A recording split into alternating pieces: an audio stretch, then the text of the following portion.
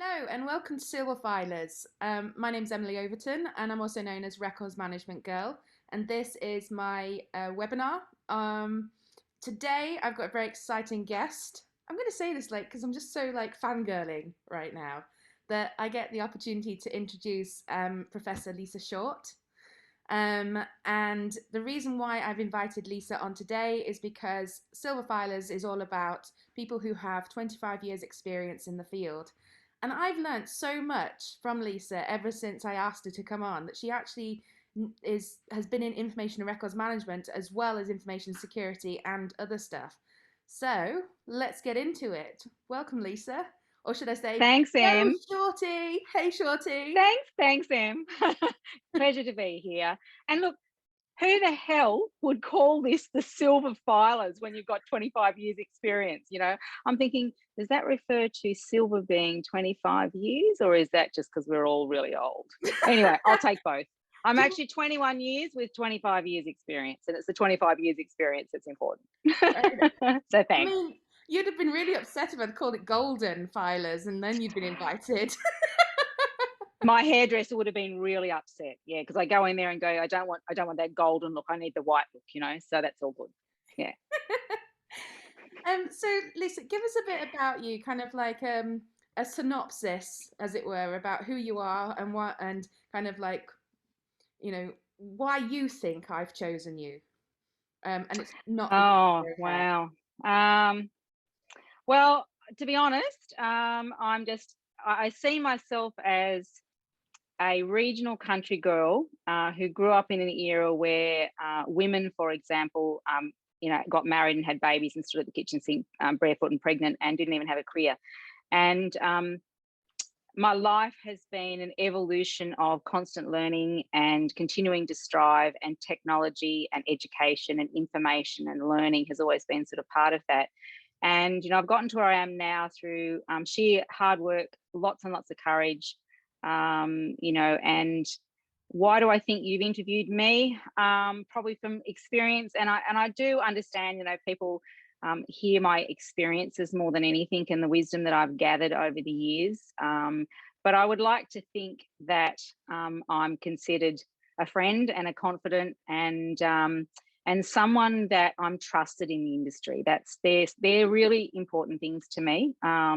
That I'm a go-to person when people want to understand or know something, and I can explain it to them easily with valued experience. So I guess that's, I've got a very, very broad and varied background, from medicine to industry to information management to security to technology.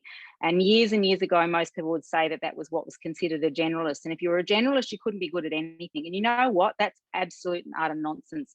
Generalists now are the ones that people are seeking because we've got the broadest experience and expertise in a range of fields. So, and to be honest, information and data are still the things that sit in underneath everything that we do.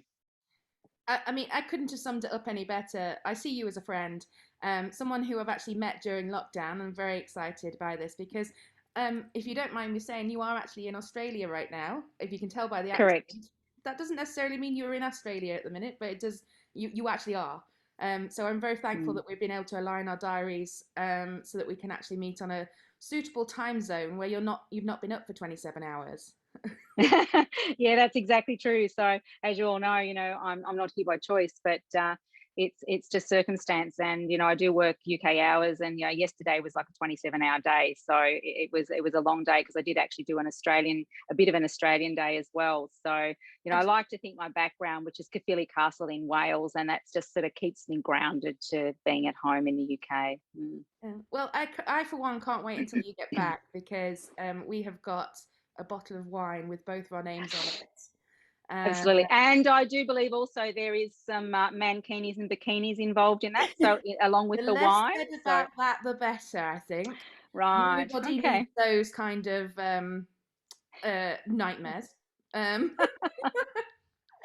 so we talked a little bit about who you are, but when we talk about sort of like your experience and how far it goes back, when did you really end up in this industry, the information records management, the information rights, the information security? When would you kind of pigeonhole it Oh, as the I'm in this industry? I'm not just here for the laughs.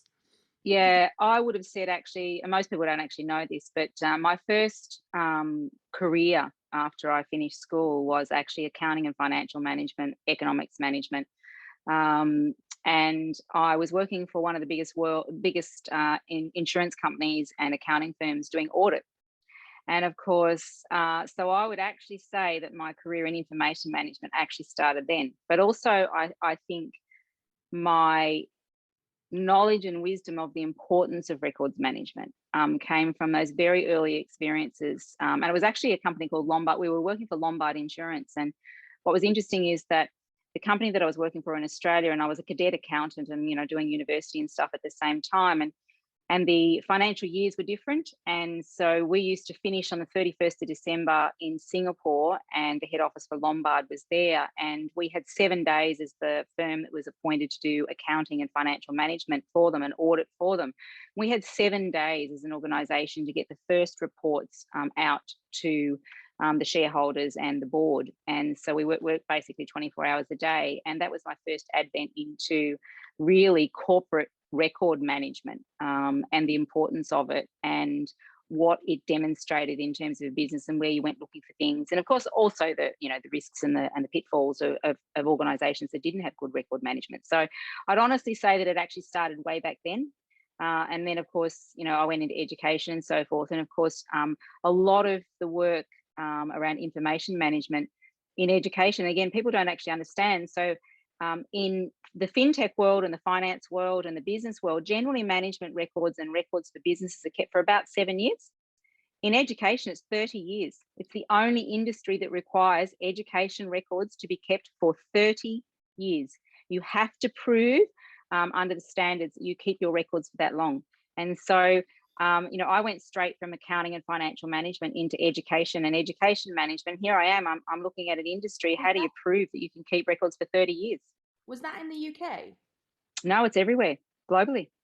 So, Yeah, most people, um, yeah. I mean, there's definitely a discussion there around sort of retention that's probably not about this podcast Mm, with you, but something to discuss around retention because we've mm, obviously got various different legislation in place now. So I wouldn't say mm, actually it's 30 anymore, but there is mm. a question around that. So Yeah, let's yeah, talk about that another time because that's quite exciting. yeah. I get very excited by retention. I'm very sad, Well, fundamentally sad it's by one of the reasons it was important was, and it still is 30 years in Australia, and again, it's probably not in the UK and some other places, but it still is 30 years. It's still written into our education standards here, and one of the reasons was that they viewed the standing of like higher education and further education as it became later.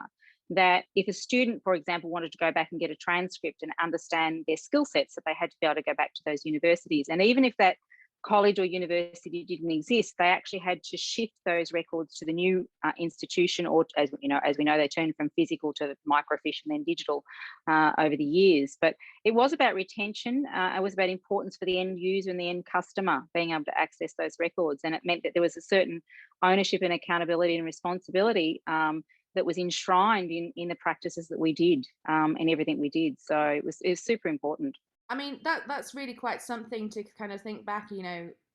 Records management has been around for years. You can find like the earliest point of which it came in, and sort of like it was on slate and tablet and stuff like that. And I find it fascinating to read about. But the fact that people recognizing it years and years ago, and I'm not saying obviously. Oh, actually, what year was that you're talking about? That would have been in the or the mid 1980s into the late 1980s. Now that's telling people how old I am. So yeah, the 1980s, and certainly when I actually had a further education college, which I registered, which is the equivalent to a college that you have in the UK. In Australia, they're called a registered training organisation. So our standards that were produced in 2012 still have that enshrinement of 30 years. It's one of the standards that you actually have to meet is 30 years of records. So, and of course, many of those institutions don't exist. No. So, you're looking at what you're looking then at provenance of records as well. So you've got to hand them over to another institution. So yeah, 1980s that started, but still very much part of our standard systems here now. I'm just trying to calculate years and stuff like that. And I remember we sat having a glass of wine over Zoom one night, and you were telling me about how old you were, and I was like, "Shut up!" Whatever. I need ID. I need validation. Give me a record that shows that you're this age. Well, I have to honestly declare that my youngest daughter is 30, and as everybody knows, she's a registered nurse at Cardiff University Hospital in the UK. So my youngest baby is 30. So either I was an infant bride, or that tells you how old I am. Yeah, Um, let's talk about the age and more about the yeah, experience. yeah, I just true. have so many things I want to ask you, but I've kind of got to keep a sensible head because we'll be here for hours otherwise. Um, in terms of like throughout your career, what would you say sort of your year of pinnacle was? As in, like, I've made it. I'm there's a flag in the ground, and I don't think my life is going to get any better than this potentially. Like I'm I'm the top of my career.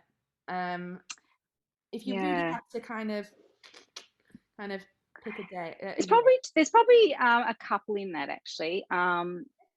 Certainly, without a doubt, 2020 actually would certainly be a pinnacle for me. I mean, it's obviously it's when I was awarded my professorship and also an honorary doctorate. And I think in terms of my international career, I've stamped my mark as being, top of my game and world talent and top of my field in that space. And there's been some amazing things and people met. So I think it's a different space. But if I was to say, there was probably another moment in my time. I was probably in the early 2000. It was about 2008, 2009. And I have had a fairly eclectic career because I've actually studied medicine, so as in medicine and surgery medicine. And it was one of those things that I wanted to do when I finished school. But I did come from a regional area, and my mum and dad, couldn't afford to send me to do medicine, and I had to choose something that I could study and earn money at the same time. So I didn't do the thing that I thought I was passionate about, and that was to study medicine. And it's the holy grail to get in. And so here's a person who's never studied science, studying for the Graduate Australian Medical Schools Admissions Test, or GAMSAT as they call it. It's used worldwide, to get into graduate medicine and learn all this stuff that I'd never learned before. And most people just said, "So Lisa, what are you going to do when you don't get in?" And I went, "Look, that's not an option. I'm getting in. Of course I'm going to get in." And I did. I got into the top 5. And I'd never studied science before. But what was interesting was some of the skills that I'd learned before then was to study for that exam, and do all the stuff that you needed to do to get in, was in many ways record management, because I had this volume of stuff. Somebody said to me, you got to learn about biology. Right. What do you want me to learn? Because that's voluminous when you've never studied it before. And so I sort of used my skills, I guess, in many ways to look at what I had in front of me and how I could sort of compartmentalize it and study it and get to where I needed to go in that field. So I got in, and studied medicine. Did the first 2 years of my didactic. It's a 4-year program. It's a 6-year program crammed into 4. And I did my first 2 years of my didactic learning. And so here I was in my early 40s, oldest medical graduate in Australian history, getting in, the old granny in fact, my first grandchild was born in the first week that I was there. And here I am sort of studying medicine. I was the wise old woman at the table. And so for me, that was quite a pinnacle in my career, because I achieved something that I thought I never was going to achieve, and I did. But what it was really important to me in terms of being a woman was that for the first time I had felt that I had actually demonstrated my worth and my value and what I could actually achieve when I put my mind to it without any hindrances. What was probably more powerful, and this is even more powerful, is the fact that I actually chose to leave it. So 2 years in, I left medicine 2 years in. And that was actually probably more powerful, because I remember it was an example of, they'd said that they wanted graduate people, if you like, in the program, because they wanted their lifetime of experiences and their learnings and so forth. But what I actually figured out is they didn't want somebody who was 40 or 40 plus. What they wanted was somebody who was 18 with 3 years and another degree. So that was to them the idea of mature. A mature graduate was a 21-year-old. Well, that was that was older than or sorry, younger than my oldest my youngest child. And so I realized that I was asked to do this reflection one day, and it was really important to me to be able to excel in the areas that I could do really well, because I was struggling with chemistry. It looked like a bloody, hieroglyphics across a page. And give me a reflection and critical thinking and anything like that, I could do that with my hands tied. So I thought, you video, I'll do this. And my tutor was a GP, and she had been in the industry for about 30 years. So about the same time that I'd been at the top of my game in business and education and all the other, and technology and so forth. And I did this reflection, and she came to me and she sort of said, Lisa, this is amazing. This is fantastic. And I'm thinking, oh yes, I've done it. I've done something really good, because holy dooly, that chemistry was just like, oh my God, I'm going to die. And she said, but, and I went, oh no, what's the but? And she said, but Lisa, there's some words in that I didn't understand. And I'm thinking, what do you mean there's some words in it you didn't understand? She said, yeah, there's some really big words in there. And so I went to some of my colleagues and asked them, did they understand what their words were? And all I could think to myself was, have you heard of a dictionary, or, thesaurus or something? And she said, so what we're really wanting to know is this your work? Is it your work, or have you copied it from someone else? And I went, right. And it was almost a light globe moment, because what she was accusing me of was, copying somebody else's work, and it wasn't. It was all mine, because that was my area of expertise.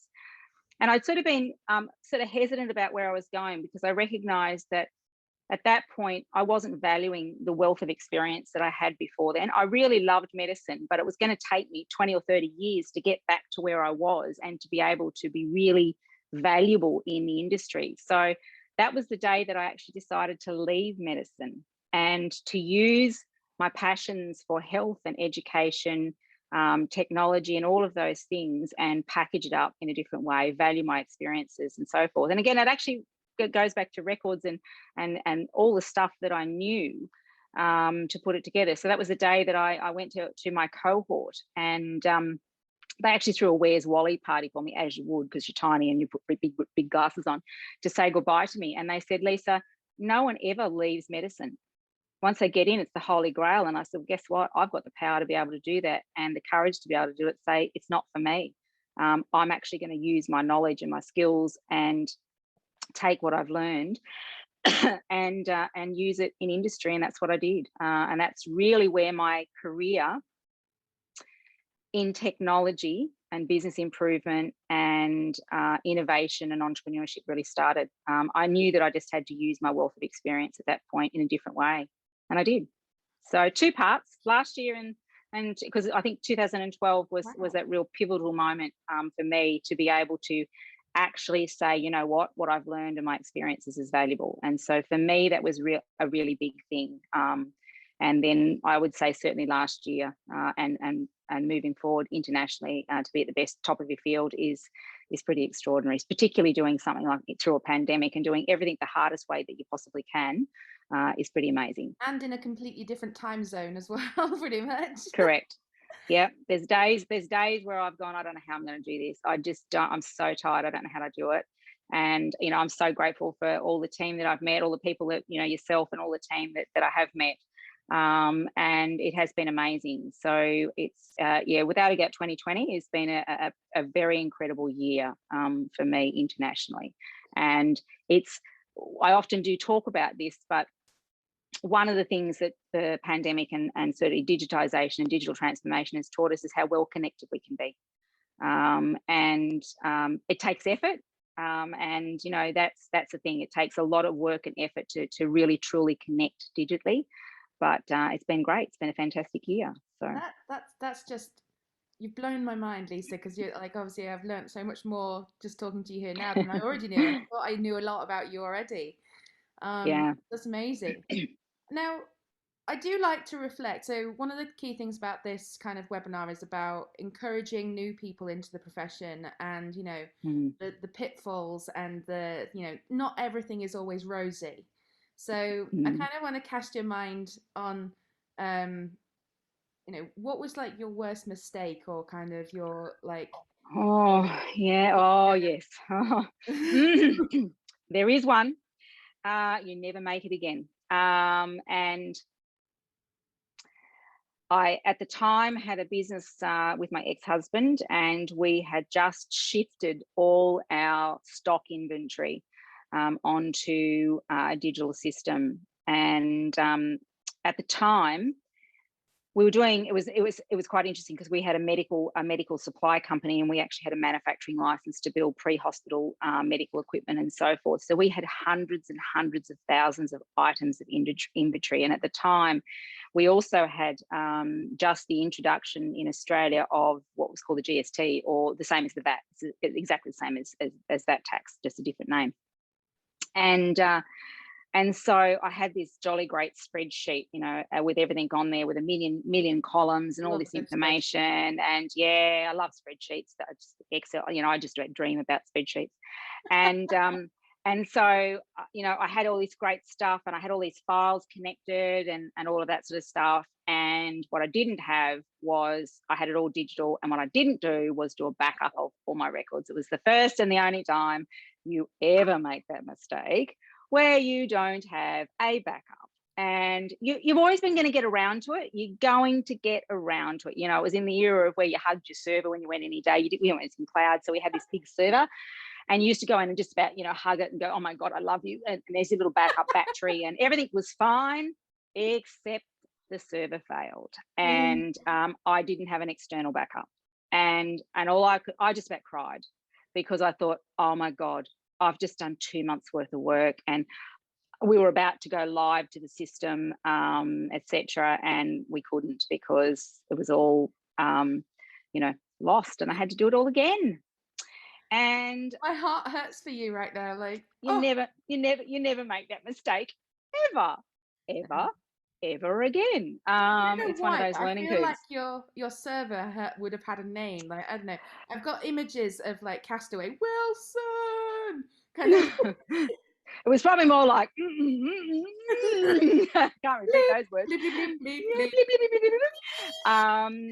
Yeah, and also it made me recognize then that I needed to know more technical stuff as well. I needed to know more about technology at that point, because I'd relied on others to answer my problems, and I didn't know enough about it. I was sort of just playing around the peripheral edges of that, and I needed to know more. But that was, you know, it's a critical mistake. So, you know, now I'm one of those, you know, only retentive people that has, you know, 2 or 3 big MacBook, or I call them Big Macs. I shouldn't call them Big Macs. I've got 2 or 3 MacBook Pros, and they're all set up identically. So if something happens to that one, I can go to this one, I can go to this one. And of course, I've got cloud backups and physical backups and manual backups, and I've got, you know, drive backups, and, you know, I've got a backup for everything. I never go anywhere without a backup. I never even travel with one computer. I travel with 2. And that all came from that one episode of having really, really just a dumb mistake, just a stupid mistake. You know, get around to it. Yeah, you never do. Once you've started work, you're already past the point of no return. So that was my dumbest mistake. Yeah, that would be it. Yeah, I openly admit it. It was just stupid. Yeah, dumb. In terms of so you say that's your dumbest mistake. Would you say you've had any career fails moments that you've kind of gone, crap, I've just like imploded my entire career?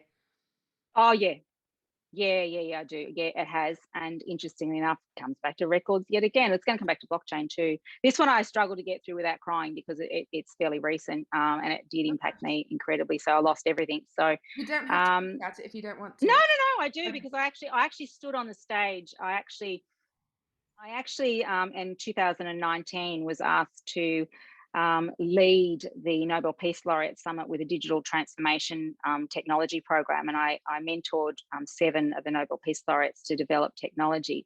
And the day before the World Summit of Nobel Peace Laureates, the Permanent Secretariat had asked me to do a motivation and educational session for 1,300 hand-selected youth that were there to develop technology for social impact.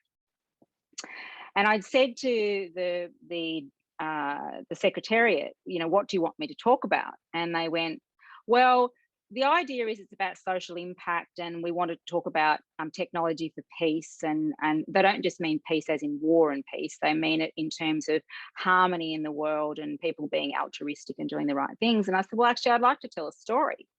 And they said, well, what's the story? And I said, well, the story was about my last business and me getting to a moment in time of choosing to to completely liquidate and shut 9 companies down and walk away with nothing, or choose to go a different path, which was because we were impacted by fraud and corruption. And so it came again, and that's the story that I told. But so I'm better at it now. And it takes honesty, and I think it's important that we tell these stories as leaders, because we've all had failures, and they've been big failures, and they've been learning curves. And if we had the hindsight of a crystal ball, it would be freaking fantastic, but we don't. What it's made me do, though, is love technology more. And it's why, in many ways, I'm so damned passionate about blockchain and authenticity and credentialing and records and management in that space. And the reason was quite simple. We had a group of companies, and I was the group managing director. I'd founded them. It was my concept. We were to exit strategy, big exit strategy, worked for 9 years to get to this point.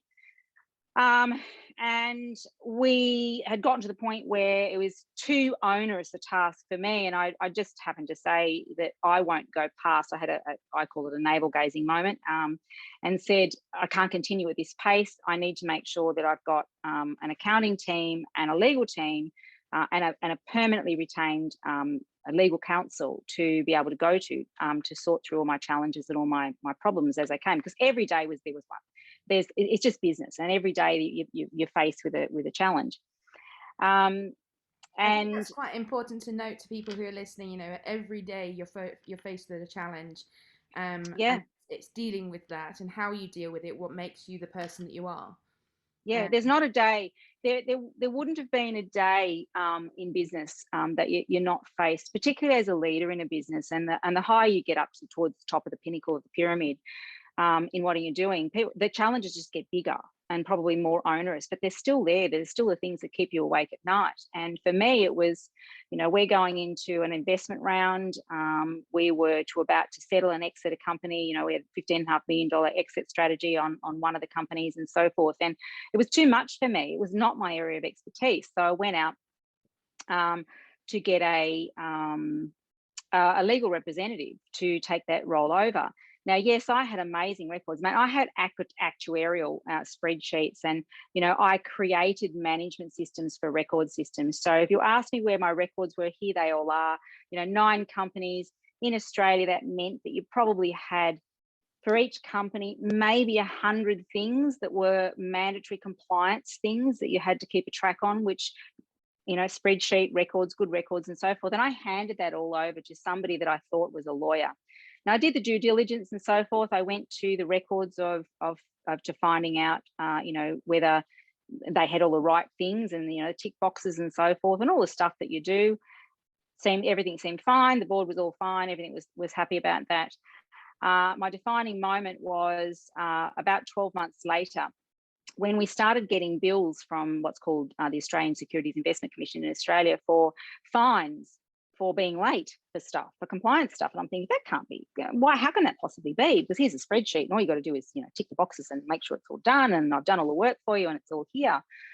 And the more I kept holding somebody accountable to the records, because I knew the records existed, and I knew that it should have been happening, it started raising some red flags to me. And so I started going out and finding some more information out. And my defining moment was a day where the legal counsel that we had for the 12 months prior, right through all our investment round and all the really technical and legal issues that we'd had failed me. So I went to this new legal firm, and she said to me, I'll never forget it was a Friday. She said, Lisa, are you sitting down? And I'm thinking, yes. Why? She said, well, that name rang a bell. And she said, so I went out and asked some partners and stuff, and we found out, and she said, I need to tell you that he's not actually a licensed practitioner. He was struck off the register in 1987. And I went, you what? And I went, but that can't possibly be. I've checked all the records. Yeah, the records aren't right. And so long story short, but so I had I nearly died.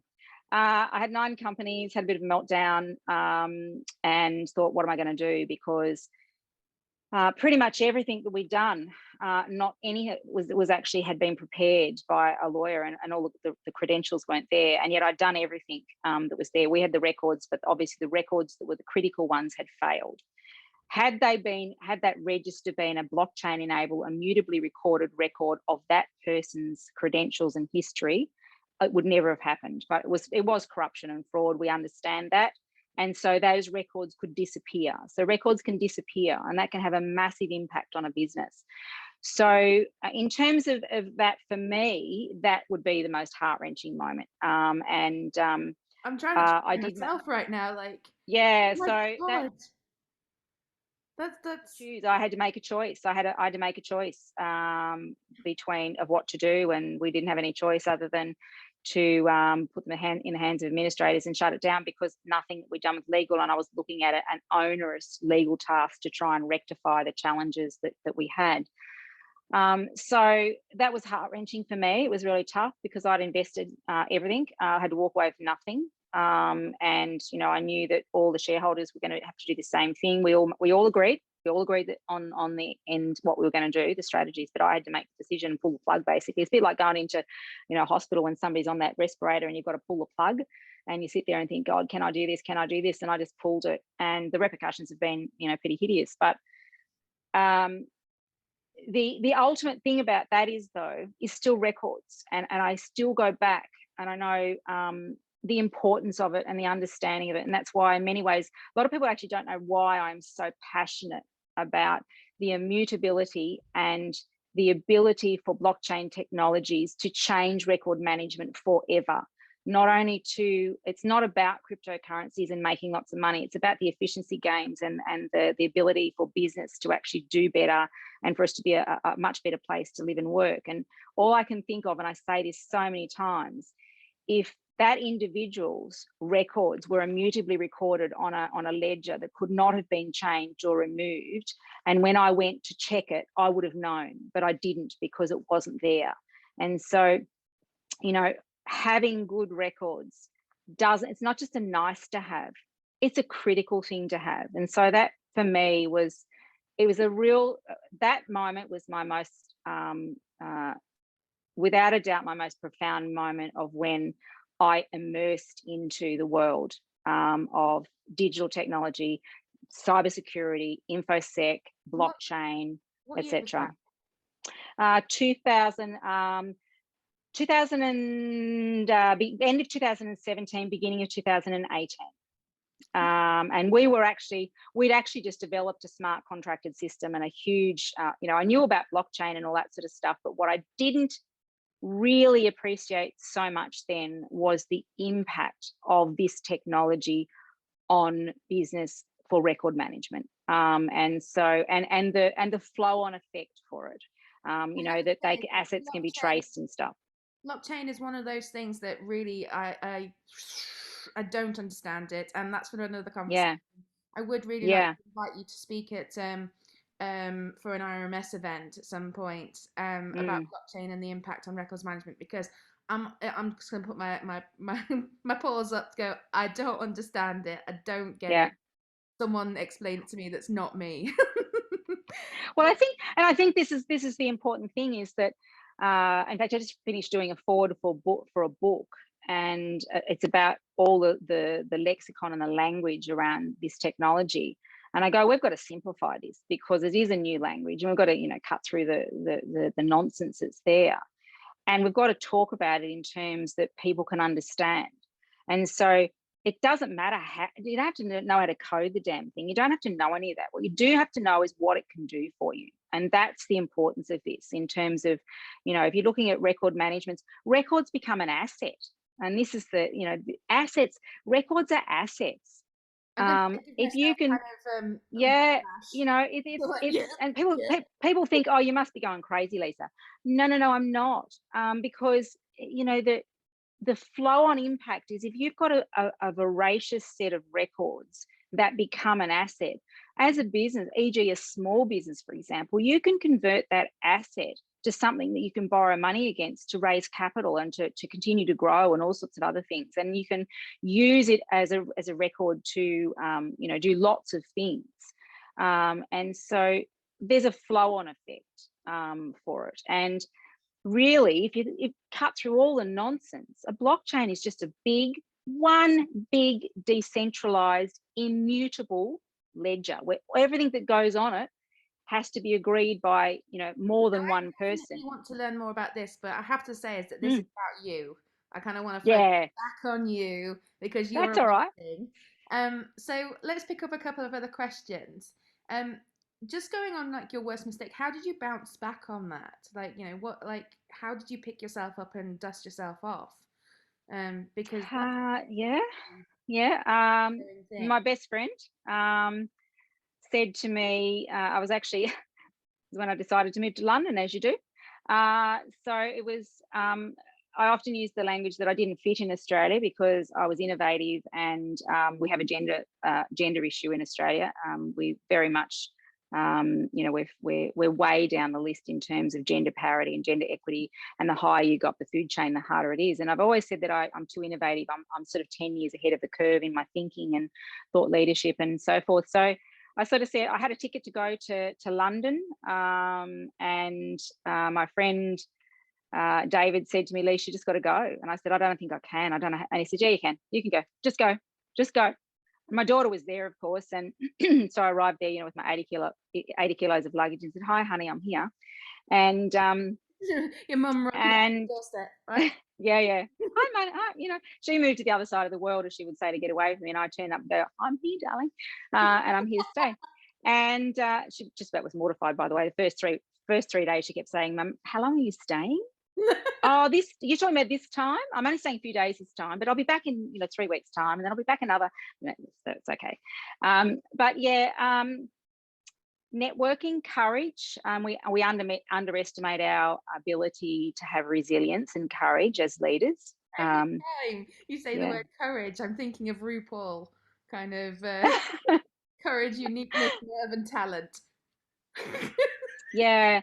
I think we underestimate, though, our resilience, and our network and our team. And I was very, very fortunate that it was the same year that I was invited, obviously, to the Nobel Peace Laureate Summit. And so what held me in good stead was my integrity and my experience, my honesty, um, my innovation, my continual drive in this space. That was the year also that Alex Fazell, who is the Chief Partnerships Officer for Swissborg, we met in Tokyo, actually, at a conference in Tokyo, and he nicknamed me Crypto Auntie.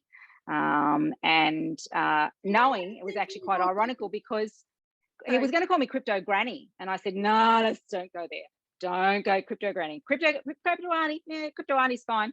And it stuck. And I'm really, really proud of it because, in actual fact, crypto was the thing I was least interested in.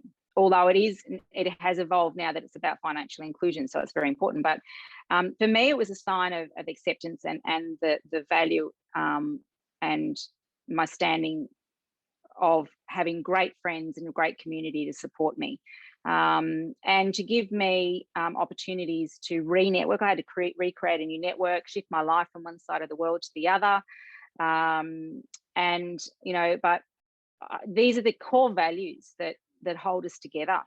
These are the core values as leaders. With that in mind, what would you say your newcomer advice would be for anyone that wants to get into this, the giggles that come with this, and have this kind of Yeah, find your tribe. My best advice would be find your tribe where you fit. Find your tribe where you fit, where you can wear your pajamas on your bottom half, where you can, have too much to drink, where you can be having a bad moment and you can go out to anyone in your tribe and they'll support you and come back with something that really keeps you going. That you feel like what you say is being heard and listened to, and that I'm going to say feel like an equal, because it doesn't matter what my titles are. In fact, I didn't use my professor title for probably over a year, because I just sort of felt a bit funny about it. And then I thought, you know what, I've damn learned it. Hey, I'm going to use it. And so that's my best advice, is to network and to find your tribe. And you'll know when you do, because if you don't feel like you're fit, you're not in the right place. I'm really the use of the word Yeah. tribe, and I don't think you know this, but my newsletter mailing list is actually called the Tribe Newsletter. I didn't know that. I didn't know. I didn't.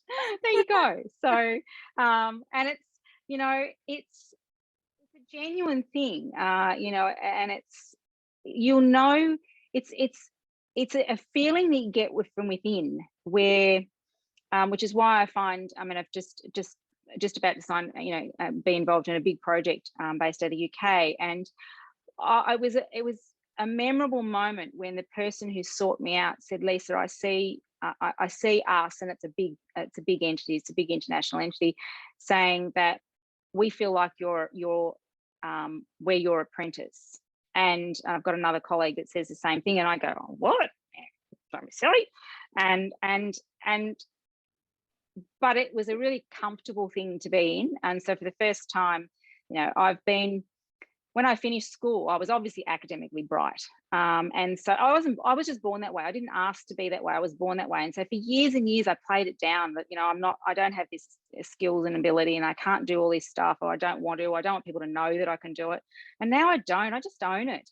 But it doesn't change me. It hasn't changed me. And which is what I love about all the great networking I've done with everybody, that people, they know who I am and they know what I do, but this is me. And so therefore I feel like I fit. And so it take me a long time to find it, by the way. Yeah, you don't have to kind of find people who are in the same kind of like academic side of things. So, just kind No, of reflecting on myself is that I'm really not an academic at all. no. I would go as far to say academically dumb. Um, but that isn't a bad thing as such because my strengths are in different areas. But Correct. we're in a networking group together. I don't feel any different to you, somewhat to yourself. No, And no. so I think that's something to be said, is that you don't have to find someone who is the same level as you to feel like you belong. It's Yeah. finding those people that, sort of, they notice when Mm. you're not around. They do. They do. And it's really nice. Like, I might be missing for a few days. Are you all right? Yeah, I am. I've just been super busy or whatever. But you're absolutely correct. And I think that comes from my grounding, which is why I always say I'm a regional country girl. I came from a family that didn't have, I have a lot, and learnt, to get through life. But, I don't care what people do. It doesn't matter to me what they do. It's who they are, because we can't all be the Queen of England, and we can't all do one task. We all do different things, and every single one of those things is important. And people know I design ecosystems. And if you think about it, if you have an ecosystem, or even something as simple as a fire triangle, which is an ecosystem, and you take one element of that away, you don't have a fire. If you have an ecosystem in technology and you take power away, you don't have an ecosystem. And so every single element in that ecosystem is important. So it doesn't matter what you do, it's who you are that's important. And finding that place to be comfortable in who you are is really critical in this industry. Because I've got to say, as you would know, anything to do with technology and information sec and cyber is still a really big challenge for a lot of women. I mean, there's a big gender imbalance there. So there's a lot of challenges that we face on a daily balance. So finding where you fit means that you're going to have the support to get you where you need to go, and keep you on the straight and narrow too, by the way, when you get too big for your boots, as well. So Shorty, come here. yeah, that's it. Absolutely. Shorty, hurry up, get out of here. Yeah. So, it is important. But I think also, to the same degree, we can also really respect and admire others, and we can genuinely give credit when credit's due for whatever it is that they've done, however small it may be, and we're there for that. So I think, and that comes with, I think we don't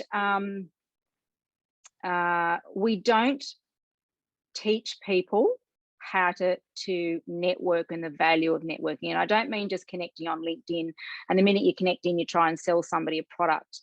I made a commitment many years ago that every single person that I connected with on LinkedIn and even on Twitter, and I still now, I must admit that I can't do it for every individual, but I still every week put a thank you for all my followers and so forth. But with LinkedIn, I always acknowledge every single person that ever linked, that's linked with me in some way. I've communicated with them. And so networking to find where you fit and you'll have business colleagues, and that's fine, and you'll have network, but having a place where you fit in a close network is really super important if you're especially getting into the industry. Very much. Thank you very much for that. A couple other questions talking about your tribe and stuff like that. Is there anyone you would like to do a shout out for that, you're probably going to go, oh God, there's too many, but people that have really shaped who you are. So, and this can go back to like the 1980s or wherever. So who did you look up to, for first question? And secondly, is there anyone else out there that you would like to kind of go, hey, you're amazing? I do. Three, probably, actually no, four, maybe five. So in Australia, there's a few.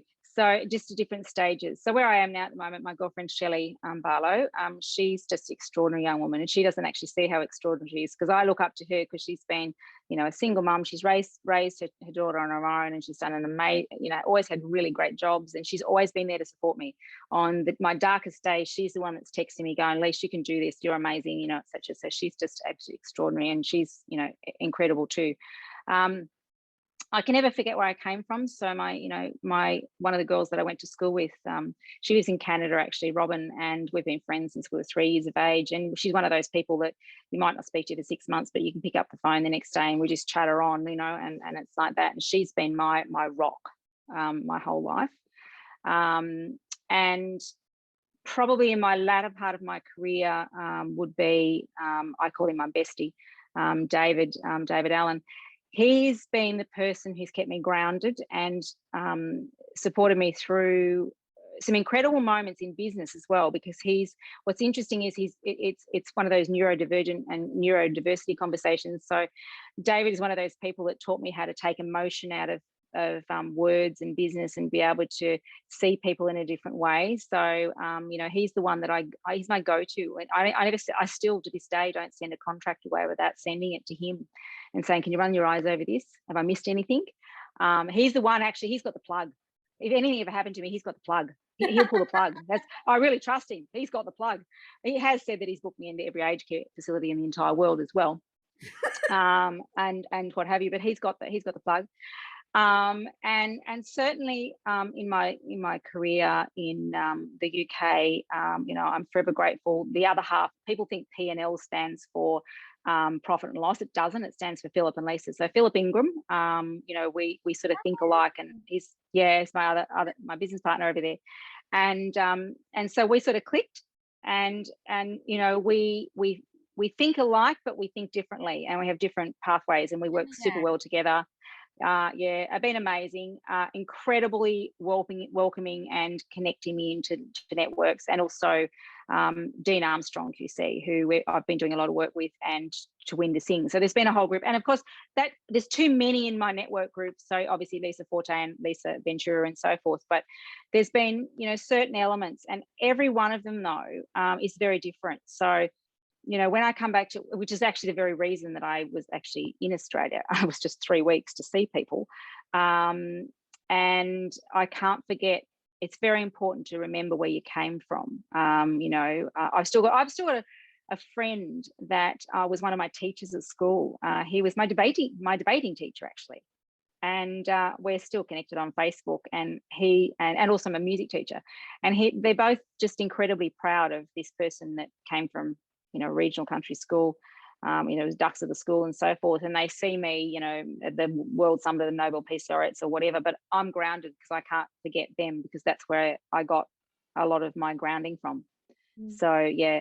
And I've got to say, lastly out of that is my daughter. And that's a hard one, because I've needed to be a role model for her. So she's got strength that I've just wished that I had. She's done incredibly well. She's stamped her foot and her mark on life, and had more courage in her and wisdom in the way that she's remained an independent, strong woman, but and overcome things and challenges in terms of gender parity that I wish that I'd had. So I've always felt that I've needed to be a role model, because if I couldn't achieve it, then I couldn't expect her to do it.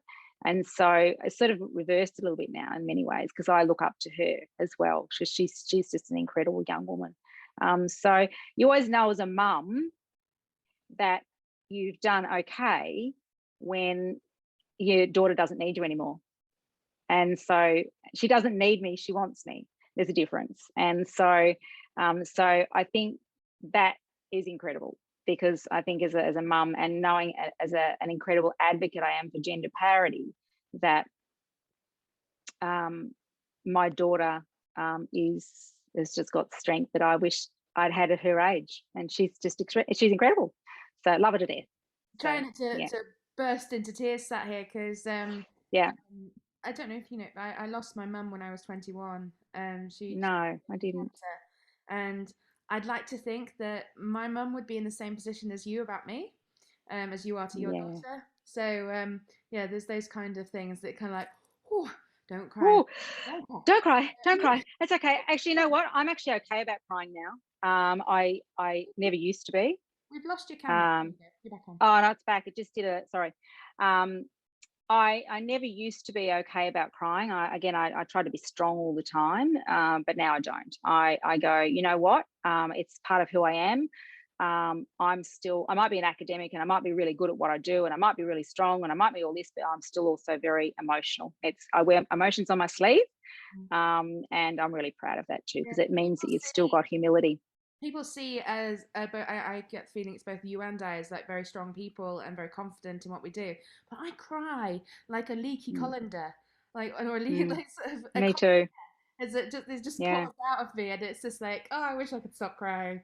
It's interesting actually, because I did an imposter syndrome session with Lisa Ventura a couple of weeks ago, and I did that because it was a pretty special moment actually, because I think again it's it used to be considered a weakness, because I was a woman, and I would show my emotion. I'd get emotional, I'd cry, or I'd get upset, or whatever, and I'd feel empathy, and I'd respond to that, and show that.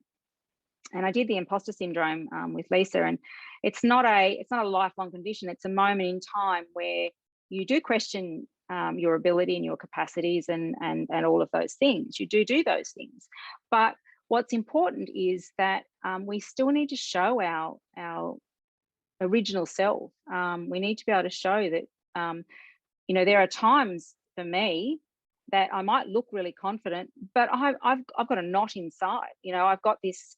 I'm still that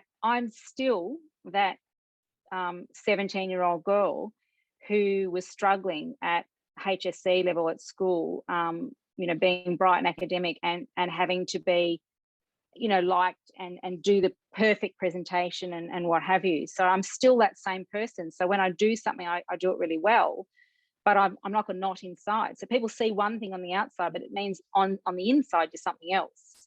And so, and I'm an emotional being, and that's good. So there's times I cry. I stood on the stage at the Nobel Peace Laureates and did exactly the same. I said, I just said, warning, I'm going to cry, and I did. So, and I'm quite proud of that. I mean, that's just amazing. And I realised that we probably need to wrap this up very quickly, very soon. But I've got two other quick questions I wanted to ask you.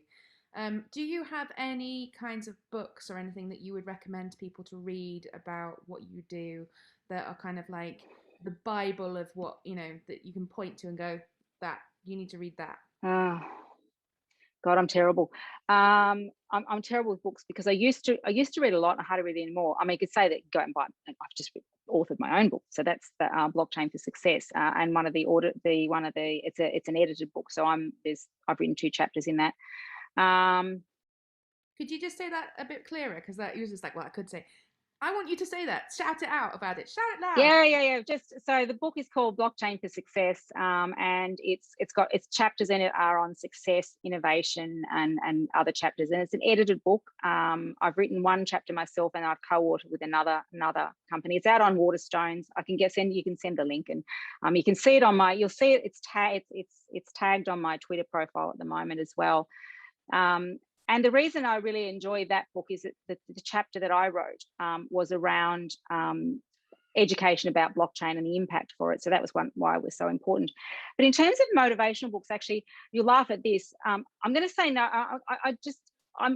I've read so many books over the years. I'm an autobiographer. I love autobiographies, and there is one, and it's won't even mean anything to most people around the world. It was the autobiography of a fellow called Kamal, and he was a black man who came to Australia, who was a singer, and lived through all the discrimination, all sorts of things. But it really touched my heart because I actually went and saw him live. Most people would think he's the one person that wrote the Elephant Song, and so I've read a lot of autobiographies over the years. That's my sweet point when I read, because I like to read inspirational stories about people. So autobiographies are my thing. But what is interesting is that I will publish this. So I've got my own book, and it's called Cupcakes, Courage and Constellations. It's had the title, and I've been writing it for 2 or 3 years, and I will produce it. But what it's about is, and it's funny actually, is little memes. So you ask me sort of sometimes how I get through some of the challenges that I've had. What was really interesting was that you might be having the worst day or the funniest day or the best day or whatever, and you'd get a little meme, a little funny cartoon or picture, and you'd either see it on Facebook or somebody would send it to you, or be on Instagram or Twitter or whatever it may be. And I started collecting them. I've got thousands. I do mean thousands of them. But what I did find was they came into your life at the most profound moments. Sometimes you're having your darkest day and you get this funniest little meme, and it really speaks to you. And so my book is actually about those memes and writing about the experience I was having that day and relating it to those memes. And sometimes they're funny, and sometimes they're sad, and sometimes they're poignant. And there's a lot sort of more to my story, my life, than I've spoken about now. Hardships and losses of my children and various other things. And so, but in my life, these little memes came in. So my book is one, and it's also, they come in at the most funniest time, inordinate times. So the book is literally a whole range of photographs and memes, and I can still remember when that meme came into my life and what I was doing, what my experience was, and what the impact of that was, and often where it came from, the person that sent it to me. So that was the way that I did get through it, and I've been sort of writing that. And the Cupcakes, Courage and Constellations is actually an interesting title. So the cupcakes was about the fact that I met with in a period of career and time in my career with somebody who is the most senior person in one of the biggest banking institutions we had in Australia. And we were sitting in the cupcake shop in Melbourne, and he was showing me these documents and asking for my wisdom. And I thought, wow. And so that's where the cupcake story came from. The courage obviously was the stories of my life, and there's a few more in that. And the constellations was actually something to do with my friend David. When I got divorced in my early 40s, and again, it was the most challenging personal period of my life. Is that before? There was actually just before. Okay. Just before, yeah. And so I did it all at the same time. And so at the time, I had to get a job, because I'd been self-employed my entire life. And they went, you've got to do a CV. And I went, a what? A CV? Oh my God, what's that? So I did this CV. And so my first CV was 16 pages long, and it was like a book. It was like, right, I've written everything about me, everything everybody wants to know. And my best friend David said, Lisa, you can't use that. I went, why not? He said, it's shit. He said, it's really bad. He said, nobody wants to read that. He said, it's like a bloody life and death. He said, it's like War and Peace. You need to go away. And he said, you need to get rid of all the we did, the our did, which is who I am. And he said, you need to put in all these words called I, and you have to use these things that are called stars. What was it? I can't remember what it was stood for now. It was something about situation, task, Yeah, that's the stars thing, situation, task, analysis, outcome, and all that sort of crap. Yeah, And results. I went, what have I got to do? And I think it took me 3 months. It was like giving birth. And I had to take this 16-page CV and I had to churn out a 3-page thing, and I did in the end. And so the constellations is nothing to do with the actual stars. It was to do with me having to write hundreds of these damn stars and try and pluck them out and produce this 3-page CV that literally was like giving birth. So that's the constellations. It was the Really hope it. constellations of stars. Now, I'm not planning to ever have children, but like, I just hope no one's ever giving birth for 3 months. Because that's what it felt like. um, Yeah. One last very silly question, and you might just like, you what? Carrots for a nose or lettuce for ears? Oh, You gotta have, lettuce for ears. Lettuce for ears. but why? So lettuce, there's lots of them, and they're soft and they flap a lot. So it means you've got to listen more. And whereas the carrot to me would be hard and pointy and not soft. So the lettuce would be soft, reminds me sort of like a dog's ears sometimes, a bit flappy and soft, and they're big and squishy, and they listen better. You're so full of shit. I know, it sounds good. Very good. Can I tell you, there's a funny story about lettuce though, and you didn't know this either. When I was pregnant with each of my children, I had one fetish. It wasn't lettuce, was it? It was lettuce. So I would What literally is go wrong out with and buy you? a lettuce, an iceberg lettuce, and I'd cut it in half and I'd munch away on it. So there you go. I had to go lettuce. On that note, we're going to pull it to a close. You lunatic. Sorry. Honestly, this has been absolutely fascinating. I've really enjoyed myself, and mostly just kind of trying to take it all in. It might take me a few hours to kind of process everything you've said. But I just want to say thank you very much for joining us on Silver Fighters. To all of the watchers, if you ever want to find Lisa, you can find her on Twitter at Lisa G Short, hashtag crypto auntie. But if you like and subscribe down below, and you'll find out where the next video is coming out. Thank you very much for watching, and we shall see you soon. Bye. Thanks, everyone. Bye.